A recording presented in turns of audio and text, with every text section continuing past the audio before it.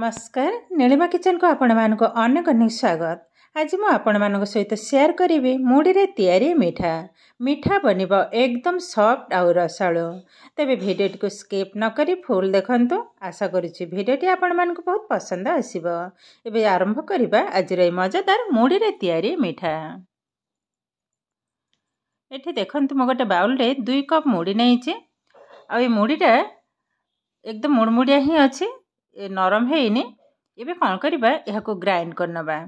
एबे नै नबा गोटे मिक्सिंग जार। एबे आधरे अधा अधा ग्राइंड करिवि। जेहेतु म छोटो कपटा नैछि एका थरे हबनी आ गोटे कप पछरे ही गुंड करिवि। एबे देखंतु सुंदर गोटे पाउडर मु तयारी कर नैछि। देखंतु एकदम पाउडर टाइप रा बनिछि। एबे गोटे बाउल रे ढाल नबा आ बाकी तक मुड़ी को समान आकार गुंड करनबा। देखंतु सब जाक मुड़ी को मु गुंड कर सारले। आ मुड़ीर पाउडरटा ठीक एई भली भाबरे ही हबा। एबे आधरे मिसे नबा 2 टेबल स्पून मैदा। जेहेतु 2 कप मुड़ी गोटे कप रे गोटे चमच 2 टेबल स्पून पके नेली। एबे दे दबा गोटे टेबल स्पून अमूल। अमूलटा पकेले आरो गोटे जो मुड़ीर स्मेल थाए से स्मेलटा रहिबने। सुंदर गोटे फ्लेवर पई अळीच पाउडर को पके नेली। एबे आधरे दे दबा बेकिंग पाउडर। एटी किंतु बेकिंग सोडा नुआ बेकिंग पाउडर आ गोटे टेबल स्पून घी। बेकिंग सोडाटा सॉरी बेकिंग पाउडरटा जो मु पकेइले एटा गोटे टेबल स्पून रो 4 भागरो गोटे भाग मु पकेइछि। एबे भल भाबरे मिसै नबा सुखिला उपकरण सब।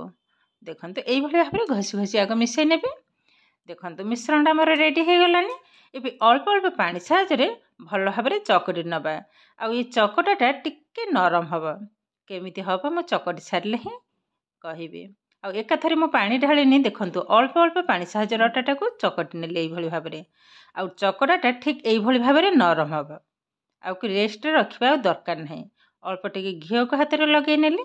एबे भल भाबरे आ गोटे मिनिट में भल भाबरे चकटी नबा। देखंतु चकटा हमर रेडी हे गलानी। एबे हाथ रे टिके घी को लगे नेले।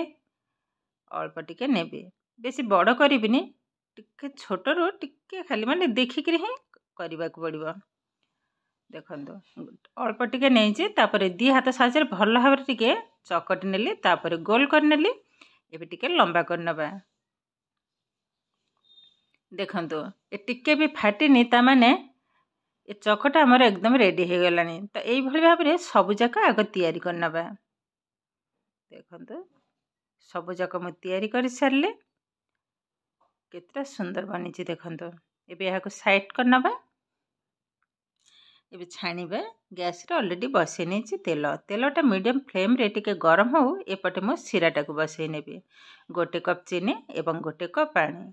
दुईटा अळीच को फटै की पकै नेबे। चीनीटा मेल्ट होला पारे 2 मिनिट फुटिबो। तापरे बंद कर नबा गैस को। एपटे देखंतु तेलटा भी हमरा हल्का गरम हे गलानी। गैस रा फ्लेम को लो रे ही रखिबा। एबे मिठा जाको पकै नेबे छाणीबा पई। देखंतु मिठा पकेलारो धीरे धीरे बबल्स उठुचे।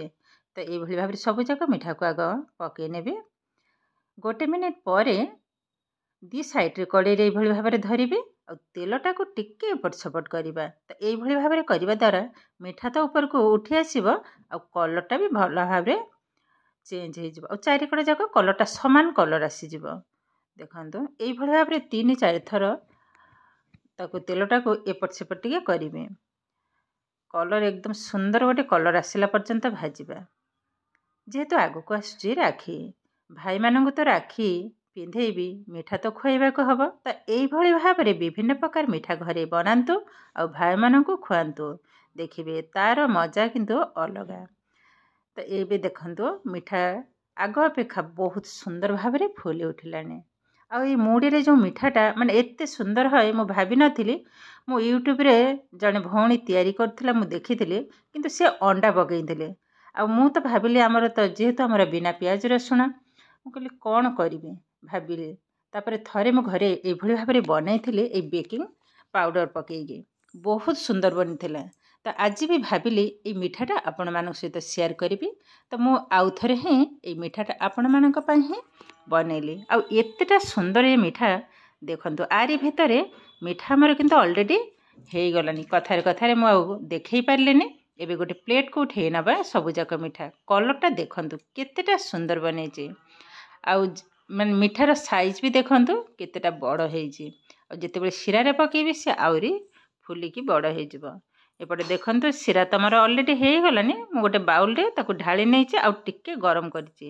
ମିଠାଟା ଯେତେବେଳେ ମୁଁ ଶିରାରେ ପକେଇବି ଶିରାଟା କିନ୍ତୁ ଟିକେ ଗରମ ହେବା ଦରକାର, ବେଶୀ ଗରମ ନୁହଁ, ହାଲକା ଗରମ। ଏବେ ଢାଳିଲେନି ମିଠା, ଏବେ ଟିକେ ଭଲ ଭାବରେ ଗୋଳେଇ ନେବି। ଏହାକୁ ପାଖାପାଖି ଘଣ୍ଟେ 2 ଘଣ୍ଟା ପାଇଁ ରଖିନେବି। ଶିରାଟା ବା ରସଟା ତା ଭିତରେ ଭଲ ଭାବରେ ସେଟ୍ ହେଇଯିବ। ତାପରେ ହିଁ ଆପଣମାନଙ୍କ ସହିତ ସେୟାର କରିବି।